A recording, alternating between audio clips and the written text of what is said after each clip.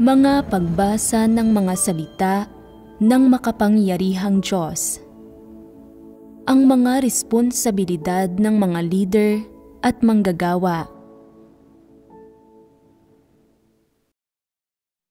Ang mga responsibilidad ng mga leader at manggagawa, 28. Anong iba pang mga pagpapamalas mayroon ang mga duwag na tao? Kayang ipagkaila at itanggi ng mga taong ito ang pangalan ng Diyos anumang oras, ipagkanulo ang Diyos anumang oras, at maging mga Hudas anumang oras. Ang mga duwag na tao ay hindi karapat-dapat na makapasok sa kaharian ng langit. Hindi ba't ito ang kaso? Ano ang napakalalang kahinaan ng mga duwag na tao? Ang mga taong ito ay walang dangal na iniraraos lang ang buhay, pinag-iimbutan ang buhay, at kinatatakutan ang kamatayan. Ang takot sa kamatayan, ang pinakamalala nilang kahinaan. Basta't hindi nila ikamamatay, handa silang gawin ang anumang bagay, kahit ito ay maging isang Hudas, maging anak ng pagkawasak, o maisumpa. Handa silang gawin ang anuman basta't maaari silang mabuhay. Ang mabuhay ang pinakamataas nilang layon. Gaano ka man magbahagi na ang buhay at kamatayan ng tao ay nasa mga kamay ng Diyos, na ang Diyos ang nagkokontrol, may kataas-taasang kapangyarihan at namamatnugot sa kapalaran ng mga tao, at na dapat magpasakop ang mga tao sa mga pamamatnugot at pagsasaayos ng Diyos. Hindi nila pinaniniwalaan o tinatanggap ang mga salitang ito. Iniisip lang nila na isang bihirang pagkakataon ang maipanganak muli bilang isang tao, kaya't hindi sila maaaring mamatay. Iniisip din nila na kapag pumanaw sila at namatay ang kanilang laman, ang kaluluwa nila ay maaaring ipanganak muli bilang isang hayop o maging isang ligaw na kaluluwa. Hindi na kailanman magkakaroon ng pagkakataong maipanganak muli bilang isang tao. Sa makatuwid, labis silang natatakot sa kamatayan. Para sa kanila, ang kamatayan ay isang malaking kapahamakan, hindi isang magandang pagkakataon para sa susunod na reinkarnasyon, ni isang bagong simula para sa panibagong kapanganakan. Sa makatuwid, ginagawa nila ang lahat para mapanatili ang buhay nila. Kahit nangangahulugan ito ng pagkakanulo sa iba o pagdudulot ng anumang uri ng pinsala sa gawain ng iglesia, hindi sila magdadalawang isip na gawin ito. At kahit nangangahulugan pa ito ng pagtalikod sa pangalan ng Diyos, wala silang pakialam sa mga kahihinatnan. Ang mahalaga lang sa kanila ay ang mabuhay ng ligtas. Anong uri ng mga tao ang mga ito? Mga hamak sila na pinahahaba ang isang walang dangal na pag-iral. Namumuhay sila ng walang dignidad o integridad, handang gawin ang anumang bagay para lang manatiling buhay. Nagpapakababa ng husto. May ilang tao na kinalkula na sa puso nila kung ano ang gagawin bago sila humarap sa isang mapanganib na kapaligiran. Kung maaresto ako, magsasalita na lang ako. Kapag pinahihirapan, binabantaan, at tinatakot kayo ng malaking pulang dragon, pinupwersa kayong ipagkanulo ang iglesia. Tumatanggi kayong lahat na magsabi ng kahit isang salita. Pwes, hindi ako kasing hangal ninyo na mas pipiliing magtiis ng pisikal na pasakit kaysa magsalita. Magsasalita ako kahit bago pa man bugbugin o takutin. Tingnan ninyo kung gaano ako katalino. Ayon nga sa kasabihan, ang matalinong tao ay nagpapasakop sa mga sitwasyon. Ano bang napakasama sa pagkakanulo ko sa mga kapatid sa iglesia? Dapat maging makasarili ang lahat. Tama? Hindi ba't kahangalan lang na hindi alagaan ang sarili mo? Bago pa man may mangyaring anuman, napagplanuhan na nila kung paano poprotektahan ang sarili nila. Napag-isipan na nila itong lahat matagal na. Ano ang kredo nila para sa kung paano sila umaasal? Bakit pahihirapin ng tao ang buhay para sa sarili niya? Bakit magiging napakatigas ang ulo? Sa pagiging mabuti lang sa sarili mo na hindi magiging walang kabuluhan ang buhay na ito. Ito ang kredo nila sa pag-asal. Wala silang mga moral na hangganan. Ano sa palagay ninyo ang dapat gawin sa mga taong gaya nito? Kung matutuklasan ang gayong mga tao, dapat silang paalisin ng may karunungan. Mga bomba silang sasabog. Mismo, mga bomba silang sasabog.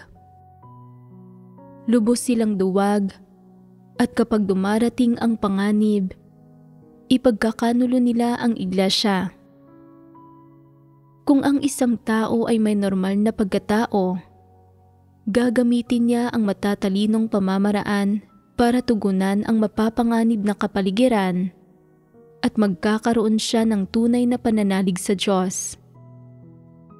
Hindi niya hahayaang mahadlangan ang pagdalo sa mga pagtitipon o paggawa ng kanyang tungkulin, at gagawin niya ang lahat ng makakaya niya para gugulin ang kanyang sarili para sa Diyos batay sa kanyang tayog at mga kalagayan. Ito ang pagbubunyag ng normal na pagkatao. Pero partikular na pinahahalagahan ng mga duwag na tao ang buhay nila. Pinag-iimbutan nila ang buhay at kinatatakutan ang kamatayan. Pinahahalagahan ang buhay nila ng higit sa lahat ng iba pa.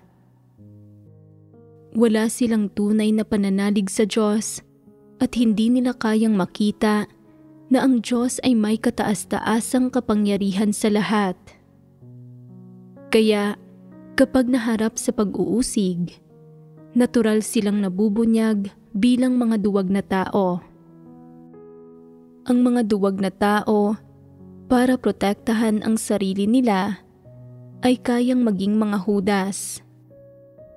Ang gayong mga tao ay mapapanganib na elemento, mga nakatatakot na individual sila. Hinding-hindi sila dapat italaga ng iglesia sa anumang gawain, ni pahintulutan silang gumawa ng anumang tungkulin. Kung hindi, kapag nagkanulo sila, ang pinsala sa gawain ng iglesia ay magiging napakalaki. Magdudulot ito ng mas malaking pinsala kaysa kabutihan. Paano na ipamamalas ang pagiging mapaghinala ng mga taong duwag at mapaghinala? May ilang tao na hindi kailanman malinaw na nakikita ang iba't ibang aspekto ng gawain ng sambahayan ng Diyos.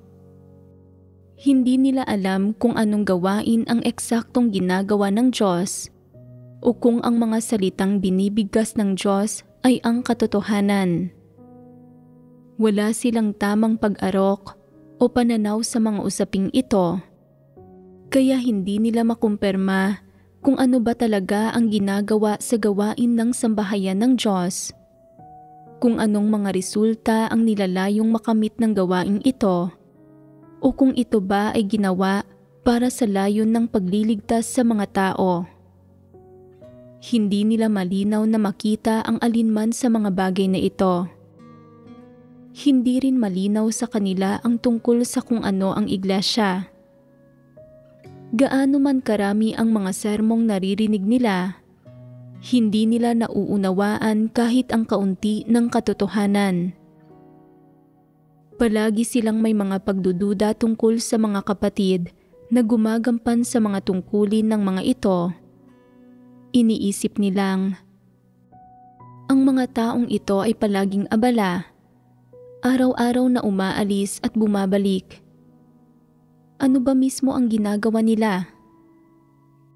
Partikular sa konteksto ng pananampalataya sa Diyos at paggawa ng mga tungkulin sa bansa ng malaking pulang dragon, ang mga leader at manggagawa ay nagbabahaginan at nagtatalakayan tungkol sa mga partikular na item ng gawain ng iglesia, gaya ng gawaing administratibo, gawain ng mga tauhan, gawain ng mga pangkalahatang usapin, at lalo na ang ilang gawain na may kinalaman sa pagharap sa mga panganib, nang hindi ipinaaalam sa mga ordinaryong kapatid ang tungkol sa mga bagay na ito.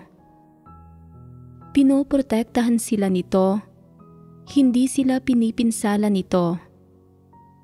Gayunpaman, hindi ito nauunawaan ng ilang tao at palaging gustong magtanong tungkol sa mga bagay na ito.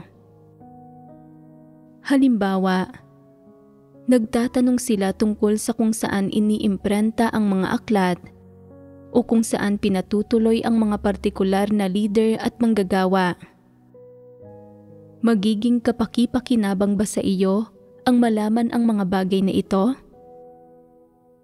May mawawala ba sa iyong anuman sa hindi pag-alam sa mga bagay na ito?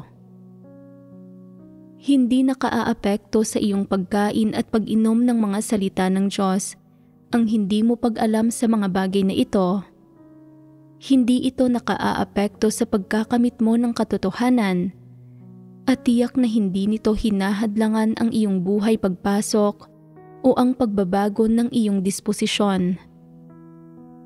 Kaya, hindi ba't hindi kinakailangan para sa iyo na tanungin at alamin ang tungkol sa mga usaping ito? May ilang tao na nagpapatuloy sa bahay ang palaging mapaghinala.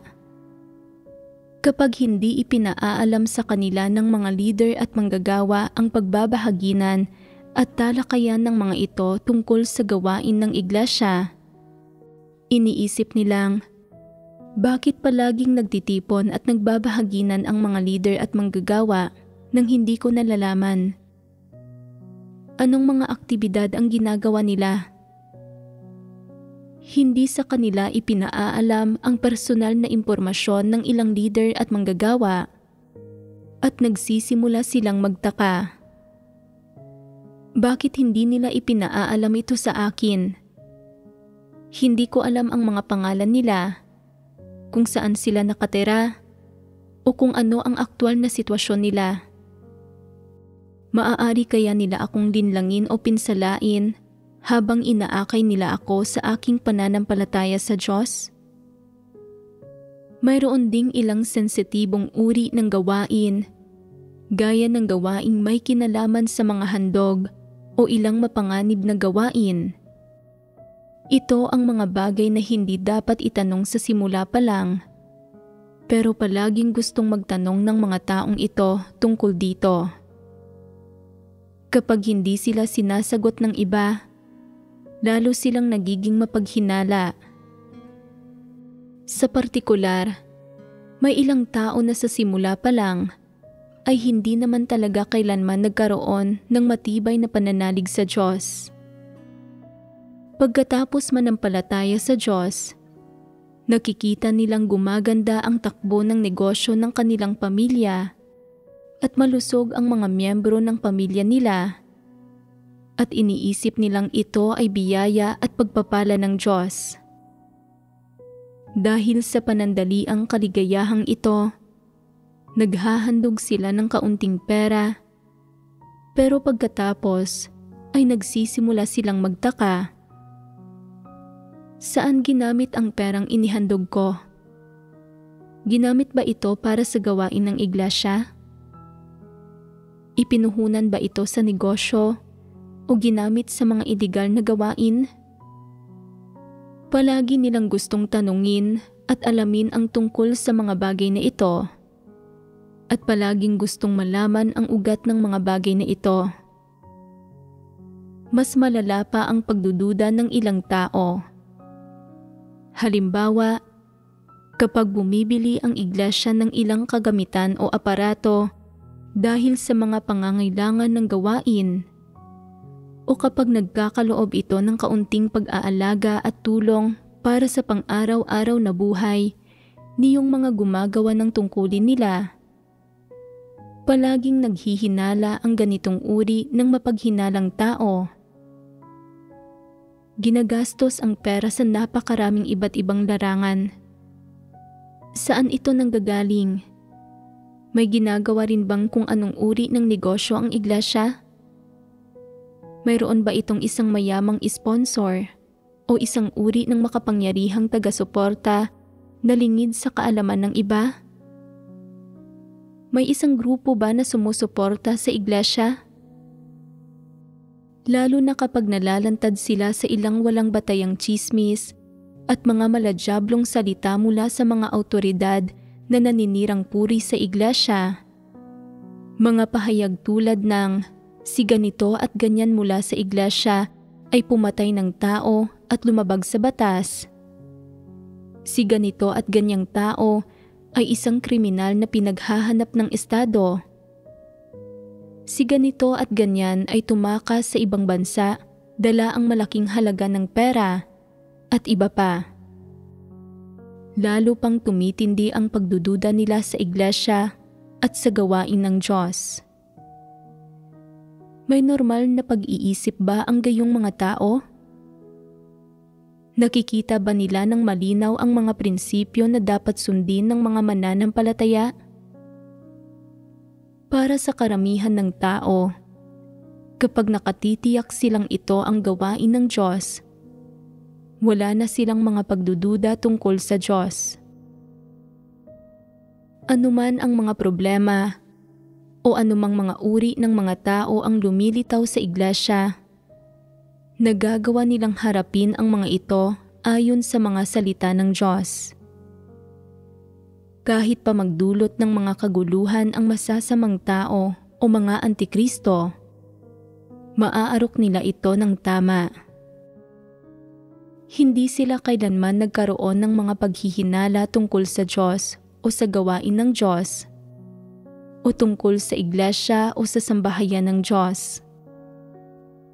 Sa pinakamalala, maaaring magkaroon sila ng mga opinyon tungkol sa mga partikular na individual o ilang kuro-kuro tungkol sa gawain ng Diyos, pero kaya nilang unti-unting lutasin ang mga ito sa pamamagitan ng pamumuhay ng buhay iglesia. Pero iba ang mga mapaghinalang tao.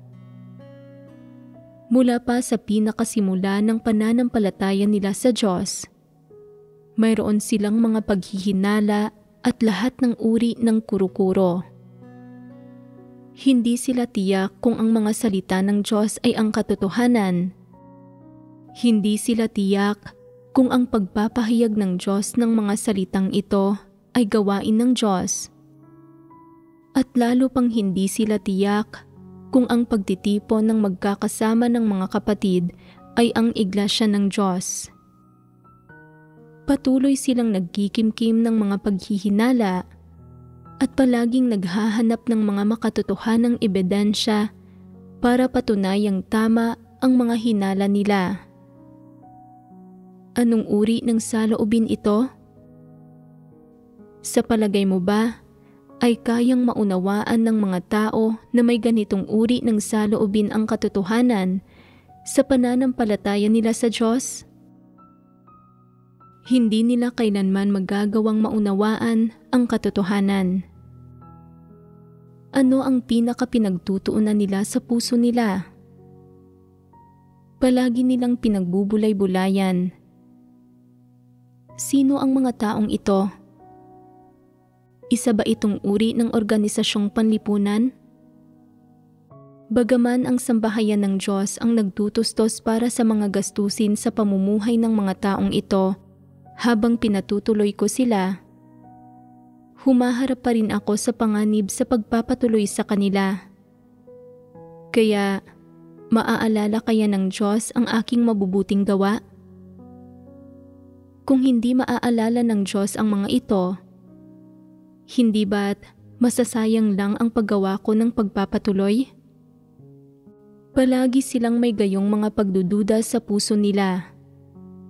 Sa palagay mo ba ay kusang loob nilang pinapatuloy ang mga kapatid?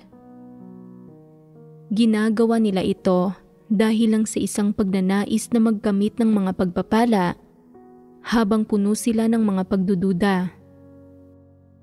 Lalo na kapag nakaririnig sila ng ilang bagay na hindi nila nakikita ng malinaw at itinuturing nilang negatibo ayon sa kanilang mga kuro-kuro, nadaragdagan ang mga pagdududa sa kanilang puso.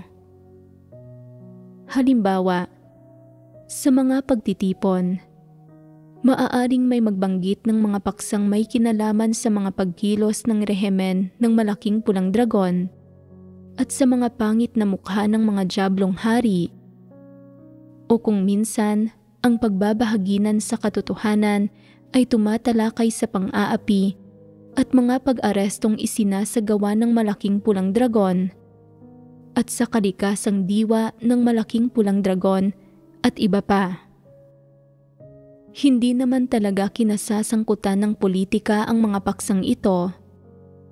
Tinutulungan lang ng mga ito ang mga tao na matutunang kilatisin ang malaking pulang dragon at makita ng malinaw ang mukha nito para matutunan nilang kamuhian at tanggihan ang malaking pulang dragon at hindi na sila mapigilan o magapos ng impluwensya ni Satanas. Pero kapag naririnig ng mga mapaghinalang tao ang gayong mga paksa, naduduwag sila at natatakot. Pinag-uusapan ng mga taong ito maging ang politika. Hindi ba't mga pampulitikang kriminal sila? Hindi ba't mga kontra-revolusyonaryo sila? Napakasensitibo ng mga paksang ito. Dali, isara ang mga bintana, ikandado ang tarangkahan, bunutin ang internet at mga linya ng telepono. Kung nakikinig dito ang pamahalaan, baka malagay tayo sa malaking panganib. Siguradong habang buhay na pagkakakulong ang aabutin natin. Ayaw nilang makinig sa gayong mga paksa at susubukan nila ang lahat ng paraan para sumabad sa pagbabahaginan para matigil na matalakay ang mga ito. Iniisip nila, anong uri ng gawain ang mismong ginagawa ng mga taong ito? Sinasabing hindi nakikialam ang Diyos sa politika ng tao. Kaya bakit pinag-uusapan ng mga taong ito ang tungkol sa politika? Hindi ba't ang dapat lang na pag-usapan ng mga mananampalataya ay ang mga usapin ng pananampalataya sa Diyos? Bakit nila tinatalakay ang mga bagay na ito? Hindi ba't naghahanap lang sila ng gulo? Kung gusto nilang pag-usapan ang mga bagay na ito, maaari naman nila itong gawin kahit saan, pero hindi nila ito dapat gawin sa bahay ko. Ayaw kong madamay rito. Hindi nila makita ng malinaw ang anuman. Kapag naririnig nila ang ilang tsismis na gawa-gawa ng pamahalaan, hindi lang sila bigong makilatis ang mga ito, kundi lalo pang tumitindi ang mga pagdududa nila. Kung palagi silang mapaghinala at mapag-alinlangan sa grupo ng masasamang demonyong nasa kapangyarihan o sa mga puwersa ng Antikristo at sa mga sekta ng masasamang espiritu sa relihiyon, makatutulong pa nga talaga iyon para maprotektahan nila ang sarili nila. Pero sa iglesia, kung saan gumagawa ang Diyos, nagpahayag ang Diyos ng napakaraming katotohanan, pero hindi pa rin nila ito maunawaan at hindi nila matukoy na ito ang tunay na daan. Pagkatapos makinig sa mga sermon sa loob ng napakahabang panahon, at makitang napakaraming sinasabi ng Diyos, nananatiling hindi nalulutas ang pagiging mapaghinala nila at hindi napuksa ang mga kuro-kuro at imahinasyon nila. Malinaw na napakahina ng kakayahan nila, na wala silang anumang abilidad na makaarok, at na hindi sila mga taong naghahangad ng katotohanan. Mula pa sa simula ng pananampalataya nila sa Diyos, hindi sila kailanman naniwala na ang Diyos ang may kataas-taasang kapangyarihan sa lahat, at hindi sila kailanman naniwala na ang lahat ng salita ng Diyos ay ang katotohanan. Lalong hindi sila naniwala na ang gawain ng sambahayan ng Diyos ay ganap na pinangungunahan ng banal na Espiritu. Bilang resulta, ang lahat ng bagay ay nagdudulot sa kanilang maging mapagduda. Halimbawa, kapag nagbabahaginan tungkol sa pagkilatis sa iba't ibang uri ng tao sa mga pagtitipon, maaari nating pag-usapan ang tungkol sa kung paanong inililihis ng mga antikristo ang mga tao, o kung paanong hindi gumagawa ng anumang tunay na gawain ang ilang tao sa kabila na ang lahat ng kinukonsumo at tinatamasa nila ay ipinagkakaloob gamit ang mga handog sa Diyos, nakatumbas ng pagiging palamunin ng iglesia, o kung paanong ninanakaw o winawaldas ng ilang tao ang mga handog, o kung paanong may mga partikular na individual sa iglesia na nakikibahagi sa mahahalay na aktibidad, o kung paanong may ilang tao na gumagawa ng mga bagay na nagdudulot ng kahihiyan sa Diyos habang nangangaral ng Ebanghelyo. Tinatalakay natin ang mga usaping ito para matutunan ng mga tao kung paano kilatisin ang iba, at sa gayon ay magawa nilang tingnan ang mga tao at usapin ayon sa mga salita ng Diyos at mga katotohanang prinsipyo. Makakuha ng mga aral at matuto mula sa mga bagay na ito at maiwasang mailihis o mapigilan ng iba. Gayunpaman, kapag naririnig ng mga mapaghinalang tao ang mga bagay na ito, sinasabi nilang, "Hay nako, ito ang sambahayan ng Diyos, ang lugar kung saan ginagawa ang gawain ng Diyos. Paanong nangyayari ang gayong mga bagay rito? Mukhang tama nga ako na maging mapaghinala noon. Kailangan kong maging lalo pang maingat simula ngayon. Masyadong hindi maaasahan ang lahat ng tao at hindi rin maaasahan ang sambahayan ng Diyos." Maaasahan ba ang Diyos kung gayon? Sino ang nakaaalam? Baka hindi rin maaasahan ang Diyos. Kita mo, hindi nila nauunawaan ang katotohanan, ni hindi nila ito kayang arukin. Anumang aspekto ng katotohanan ang pinagbabahaginan ng sambahayan ng Diyos? Anong konklusyon ang palagi nilang nararating sa huli? Na tamang naging mapaghinala sila sa lahat ng taon na iyon at na hindi ito hindi kinakailangan. Kung maririnig niyong mga naghahangad sa katotohanan at may pag-iisip ng normal na pagkatao ang mga bagay na ito, matatrato nila ang mga ito ng tama. Sa isang banda, lumalawak ang pananaw nila at nagkakamit sila ng pagkilatis mula sa mga bagay na ito.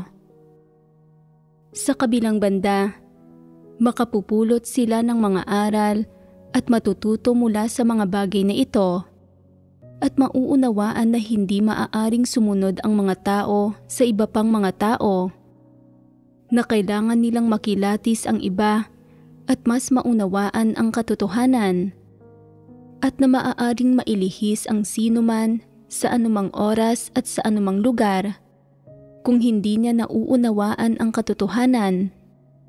At na kapag naunawaan na niya ang katotohanan at nagkaroon siya ng tayog, hindi na siya mapipigilan, maililihis o makokontrol ng iba.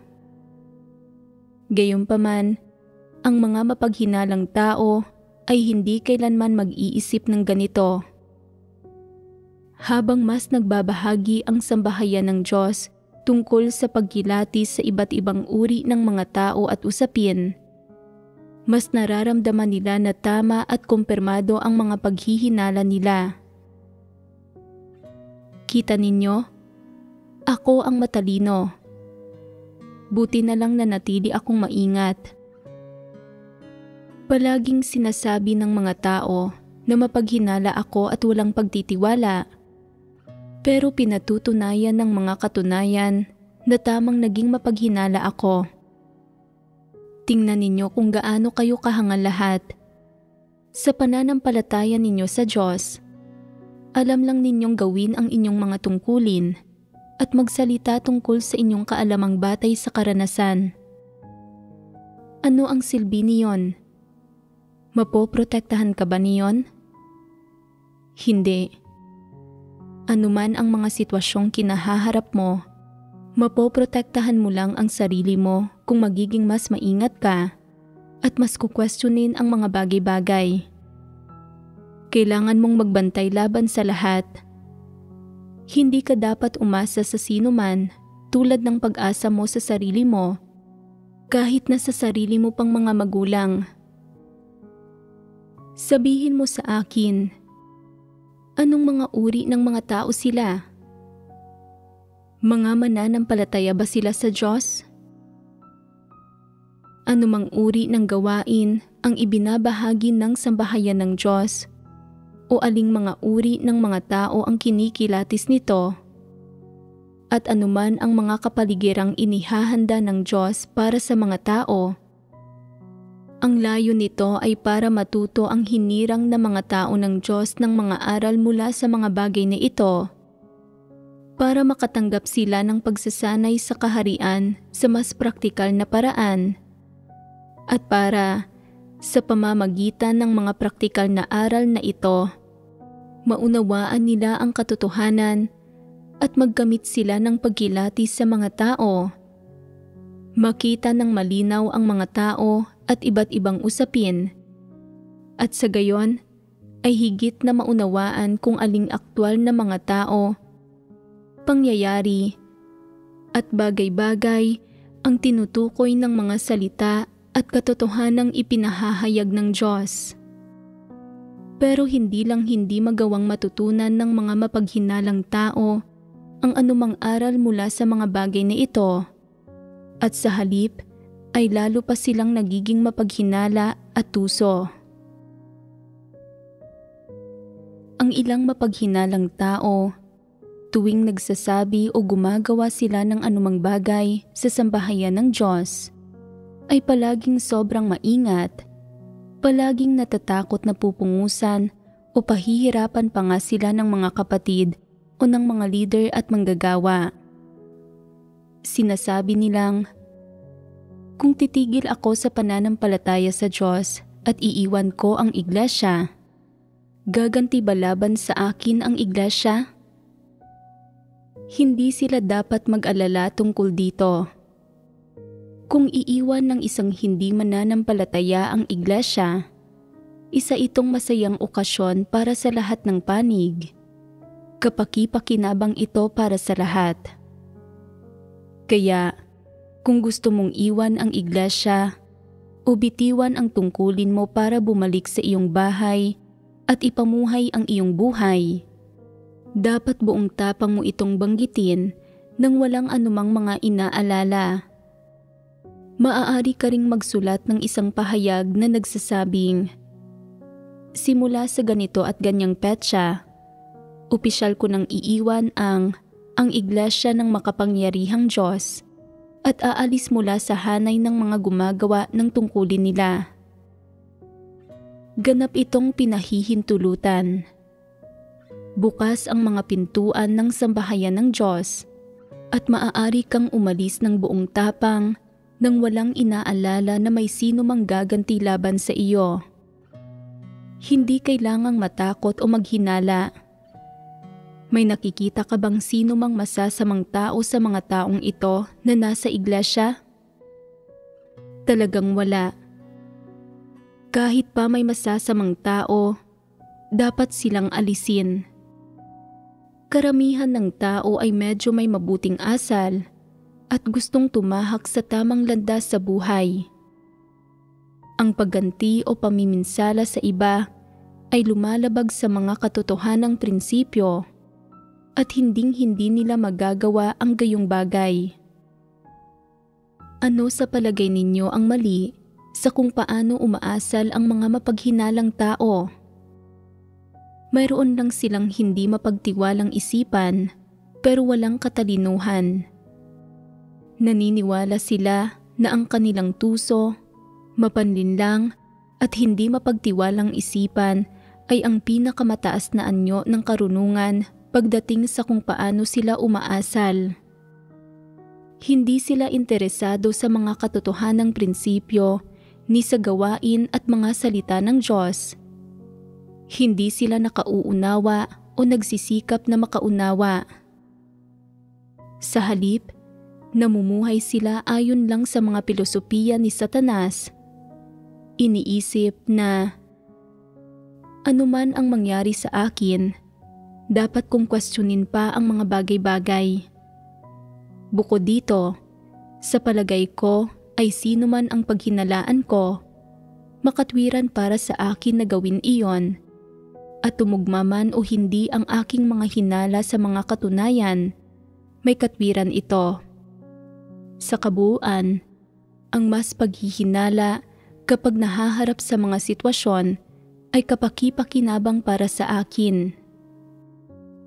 Bilang resulta, ilang taon man silang nananampalataya sa Diyos, hindi sila kailanman naghahanap ng katotohanan sa mga salita ng Diyos, ni hindi nila hinahanap ang mga sagot sa mga salita ng Diyos para lutasin ang iba't ibang problema at mga pagdududa nila.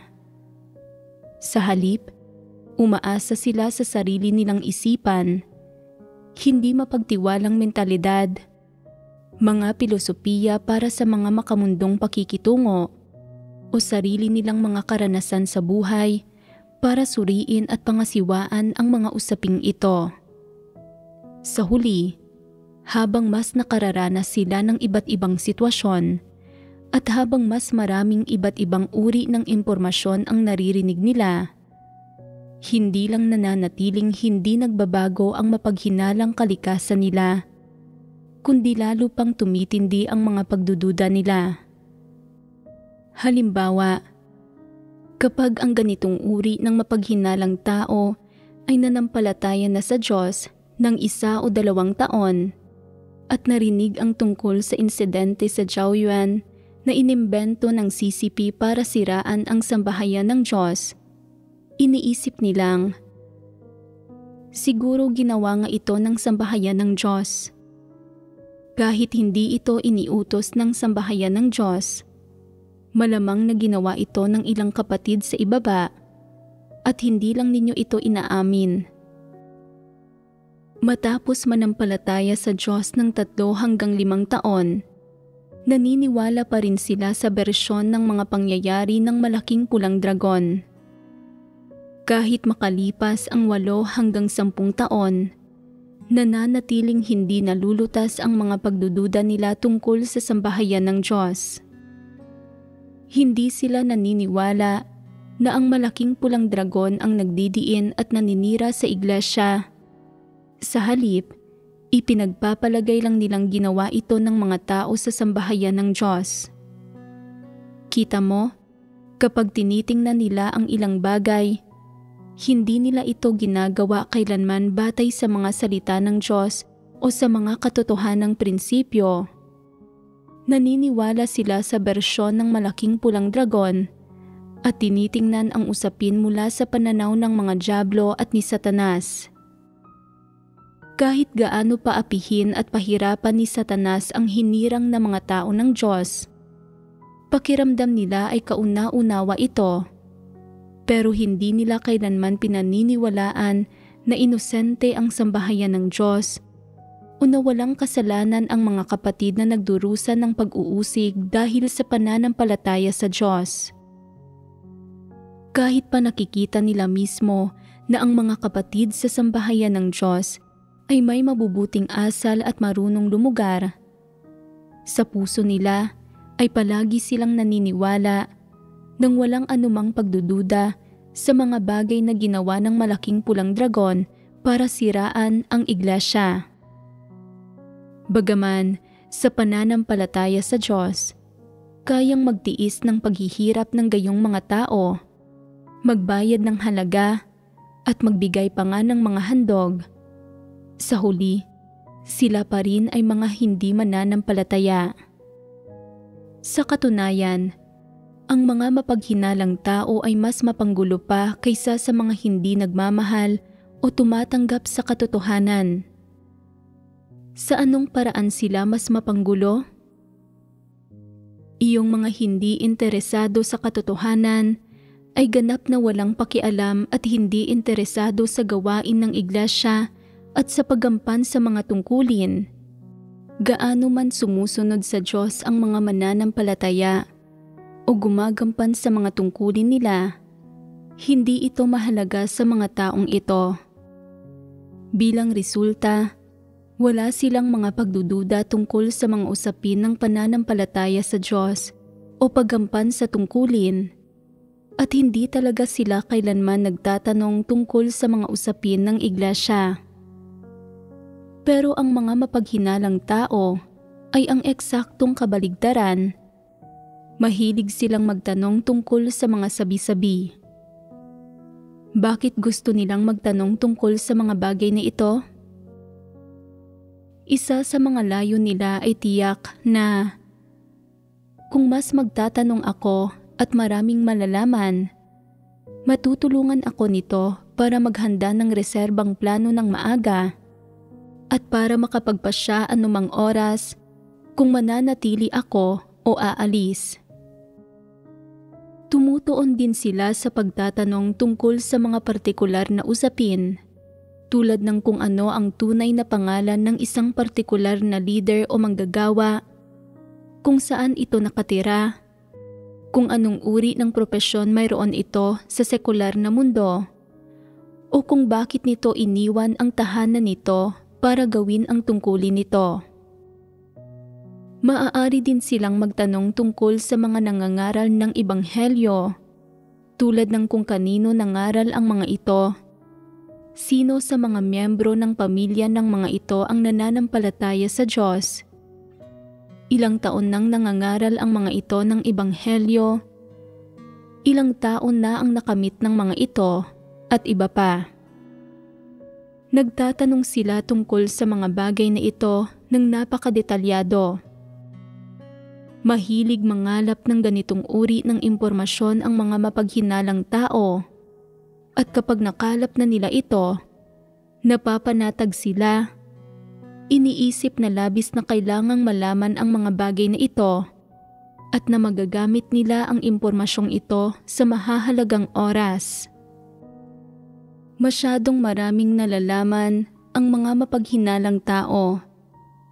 Sila ay mga database ng impormasyon at alam nila maging ang ilang bagay na hindi alam ng mga leader at manggagawa, tulad ng kung sino ang pumunta sa ibang bansa para gawin ang tungkulin ng mga ito at sa kung aling bansa nagpunta ang mga ito. Alam nila maging ang mga bagay na ito tungkol sa mga taong pumupunta sa ibang mga bansa. Pero kung tatanungin mo sila kung aling yugto ng mga sermon ang pinakahuling inilabas, hindi nila ito masasabi sa iyo. Hindi nila kailanman binibigyang pansin ang mga usapin ng buhay pagpasok. Pero pagdating sa personal na impormasyon ng mga kapatid at ng ilan sa kalagayan ng iglesia, malinaw na malinaw sa kanila ang mga bagay na iyon. Isa sa mga pakay nila sa madalas na pagtatanong tungkol sa mga bagay-bagay ay para malaman ang tungkol sa iba't ibang uri ng mga kalagayan Pagkatapos ay makapaghahanda sila ng daan palabas para sa sarili nila anumang oras. Naniniwala sila na magiging sobrang kahangalan ang hindi pag-isipan ang daan nila palabas para gamitin ang mga salita ng mga walang pananampalataya para bang sila ay tumutulong sa iba matapos silang ipagkanulo nito. Sa totoo lang, para silang bulok na lumang pagkain, walang halaga pero nakikita nila ang sarili nila na napakahalaga. Ano sa palagay ninyo? Mga mapaghinalang tao ba ang mga ito? Mga mapaghinalang tao nga ang mga ito. Ang mga mapaghinalang tao ay may napakatuso at napakamapaninlang na pagkatao. Nakikita ng ilang tao ang pagiging tuso at mapaninlang bilang mga tanda ng mataas na katalinuhan, pero mali ito. Sa totoo lang, ang mga tuso at mapaninlang na tao na ito ay napakahangal at walang anumang kakayahan. Napakahina ng kakayahan nila at mahirap nang baguhin ito. Ang pagiging tuso rin nila ay nangangahulugan na mas mahirap pa silang gamutin. Kung ang isang tao ay may mahinang kakayahan lang pero medyo matapat at hindi tuso, at kaya niyang taus-pusong gumampan sa tungkulin niya, baka mayroon pa siyang kaunting pag-asang maligtas. Kung may mahinang kakayahan siya at medyo mapanlin lang, pero kaya niyang tanggapin ang katotohanan at kilalanin ang sarili niya, marahil ay may kaunti pa siyang pag-asang maiwaksi ang mapanlinlang niyang disposisyon. Kung kaya niyang maunawaan ang katotohanan at unti-unting malaman ito at makapasok dito, maaaring unti-unting mawala ang pagiging mapaghinala niya. Pero sa kasamaang palad, ang mga taong ito ay kapwa walang kakayahan at mapanlinlang at tuso at napakahangal din nila. Ito ay tulad ng isang taong bulag na dumaranas ng problema sa mata. Wala ng lunas, tama? Hindi na matutubos ang gayong mga tao. Dahil ang mga taong ito ay mapaghinala sa antas na hindi na sila matutubos, sa palagay ninyo, paano ba sila dapat tratuhin? Kung matutuklasan ang gayong mga tao, dapat silang bantayan. Kaya nilang ipagkanulo ang iglesia para protektahan ang sarili nila. Mapapanganib na individual sila. Maaari tayong humanap ng mga pagkakataon para ilantad sila at paalisin, o kung hindi tayo makahanap ng pagkakataong gawin ito, maaari natin silang hikayating umalis sa matalinong paraan. Kapag sigurado na kayo na ang isang tao ay mapaghinalang tao, huwag nang makisalamuha sa kanya. Ang pakikisalamuha sa kanya ay magdudulot lang ng problema. Kung makikisalamuha ka sa kanya, palagi kanyang susubukang kilatisin. Kung aalis ka, babantayan ka niya, palaging nagtatanong, saan ka pupunta? Ilang araw kang mawawala. Ano ang gagawin mo? Pagbalik mo, tatanungin niya, kanino ka nakipagkita?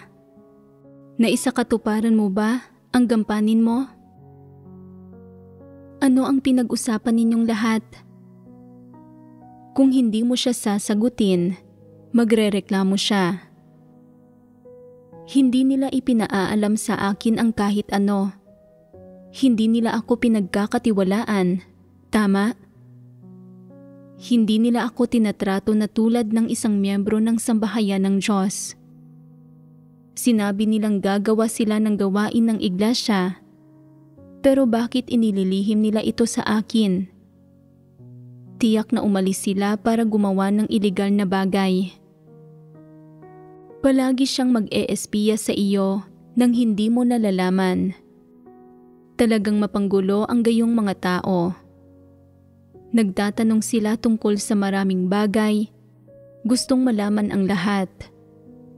Pero kapag nalaman na nila ang mga bagay na iyon, hindi nila maarok ang mga iyon ng wagas o matrato ang mga iyon ng tama, at sinusubukan din nilang hanapan ang mga iyon ng mga kahina-hinalang bahagi na nagiging sanhi para lalo pang lumaki ang mga pagdududa nila. Ipagpalagay na pinayuhan mo sila, sinasabing, dahil may gayong kalaki kang mga pagdududa tungkol sa Diyos, at dahil hindi mo pinaniniwalaan na ang mga salita ng Diyos ay mga katotohanan, at nakaya ng mga itong dalisayin at iligtas ang mga tao, dapat tumigil ka na lang sa pananampalataya sa Diyos. Aayawan nilang gawin iyon, gugustuhin pa rin nilang manampalataya, at gugustuhin pa rin nilang magkamit ng mga pagpapala. Hindi ba't mapanggulo ang ganitong mga tao? Madaling pangasiwaan ang ganitong mga tao. Kung makapagdadala sila ng malaking problema sa iglesia, kaagad silang hikayating umalis. Ang mga taong ito ay hindi mapagkakatiwalaan, wala silang abilidad na arukin ang katotohanan, at kahit pa kaya nilang gumawa ng kaunting tungkulin, magdudulot lang sila ng malaking problema sa sambahayan ng Diyos. Mas malaki ang pinsalang idinudulot nila kaysa mabuti. Kaya, ang paghihikayat sa kanilang umalis ay kinakailangan. Ang mga duwag na tao ay mapanggulo, at ang mga mapaghinalang tao ay mapanggulo rin. Pero ang mga taong parehong duwag at mapaghinala ay lalo pang mapanggulo. Ang mga tao na ito ay lubhang duwag at takot sa kamatayan, at mapaghinala sila tungkol sa lahat ng bagay. Palaging nagdududa tungkol sa kung maloloko ba sila dahil sa pananampalataya sa Diyos. Natatakot silang baka mahadlangan ang kinabukasan nila, at iniisip na ang maaresto at mausig, nahahantong sa kamatayan nila, ay hindi magiging sulit. Kung ganito kalala ang pagiging mapaghinala nila, ano ang silbi ng pananampalataya nila sa Diyos? Hindi ba't pagpapahirap lang ito sa sarili nila? Mapagbantay sila laban sa mga kapatid at sa bawat pagsasaayos ng gawain ng sambahayan ng Diyos, na para bang nagbabantay sila laban sa mga manloloko, tulad lang ng pagbabantay nila laban sa malaking pulang dragon o mga dyablo at satanas. May ilang tao na sumusubok pa ring magpayo sa kanila, sinasabing, siguraduhin mo lang na manampalataya ka sa Diyos ng masigasig, hangarin ang katotohanan, at gawin ang tungkulin mo ng maayos, at sasang-ayunan ka ng Diyos. Pero ano ang iniisip nila sa loob-loob nila? Gusto mong gawin ko ng maayos ang tungkulin ko, pero kapag naging tanyag na ako at inaresto ng malaking pulang dragon, hindi ba't magiging katapusan ko na iyon? Kung ganito talaga ang pag-iisip nila, wala nang silbing subukan pang payuhan sila. Lubha silang duwag at palaging takot sa kamatayan. Kapag naririnig nilang naaresto ang mga mananampalataya sa Diyos, sobra silang natatakot na napapaihi sila sa pantalon nila. Pero pagdating sa panluloko at pandaraya sa mga tao sa negosyo, gaano man kalaki ang gulong kinasasangkutan nila, hindi talaga sila natatakot. Lubos na buo ang loob nila sa ganitong bagay. Pero kapag kinasasangkutan ito ng mga usapin ng pananampalataya sa Diyos, lubha silang duwag. Puno sila ng iba't ibang uri ng mga pagdududa tungkol sa mga kapatid, tungkol sa sambahayan ng Diyos, at lalo na tungkol sa Diyos at sa mga salita at gawain ng Diyos, at walang anumang dami ng pagbabahaginan ang makalulutas sa mga pagdududang ito. Gaano karaming taon man silang nananampalataya, hindi pa rin nila alam kung ano ang ibig sabihin ng manampalataya sa Diyos o kung bakit kailangan nilang magtipon at gawin ang tungkulin nila. Malinaw na ang mga taong ito ay may kakulangan sa pag-iisip at sila ay labis na tuso at mapanlinlang. Ang gayong mga tao ay dapat hikayating umalis kaagad. Kung titigil sila sa pagdalo sa mga pagtitipon at ayaw nang gawin ang tungkulin nila dahil sa pagiging duwag nila o para sa ano pa mang ibang dahilan, mabuti iyon. Nakaiiwas ito sa istorbo ng pagpapaalis sa kanila at nakaiiwas sa abala. Kung isang araw ay magiging interesado silang muli na manampalataya sa Diyos at gustong bumalik sa pananampalataya sa Diyos, maaari mong sabihin sa kanila, bilang isang mananampalataya sa Diyos, maaari kang maaresto at makulong anumang oras at may panganib pang ang makitil ang iyong buhay. Pero kung hindi ka mananampalataya sa Diyos at sa halip ay magnenegosyo ka sa mundo at kikita ng maraming pera, baka maaaring matamasa mo ang ilang maginhawang araw.